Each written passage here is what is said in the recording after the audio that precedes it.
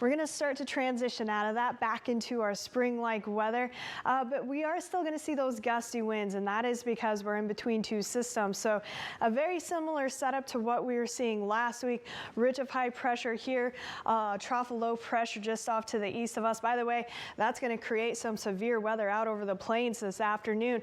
But for us, we're just going to see those winds picking up once again this afternoon, being in between these two systems. However, ridge of high pressure will slowly start to win as we head into midweek, and by Wednesday we are going to see our temperatures returning to right where they should be this time of year.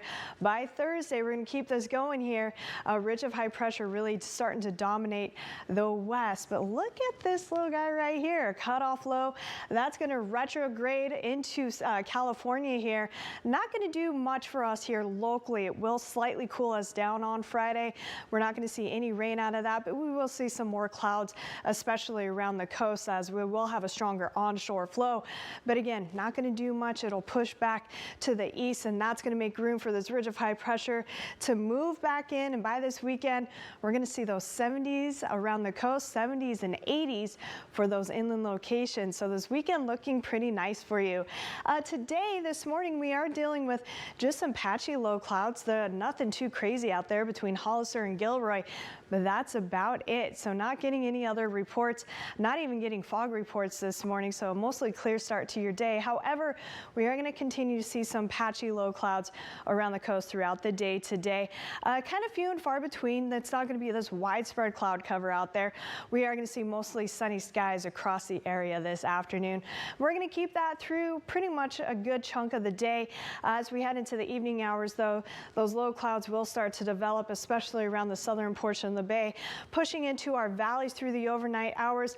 And by tomorrow morning, we will see a few locations with some more cloud cover. So again, that's going to include the Salinas Valley, a good chunk of our coastal locations, Hollister up into the Santa Clara Valley, which with those clouds in place tomorrow morning, we are going to see slightly warmer overnight lows. So not as chilly as what we're waking up to this morning. A lot of our temperatures this morning sitting in those 30s to even low 40s.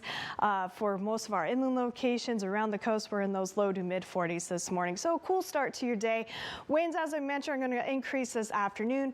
West northwesterly winds, very much like what we were seeing last week. Gusts are going to be anywhere between 20 to 25 miles per hour with an occasional gust around 30, especially for the Salinas Valley this afternoon. Winds will die down through the overnight hours, but pick back up tomorrow afternoon. With that said, our winds are gradually going to ease as we head through the week. Let's get to your temperatures today. Still, it is going to be slightly warmer out there, but still seasonably cool for this time of year. Mid 60s on the north side of the bay, mid to upper 60s in the San Lorenzo Valley.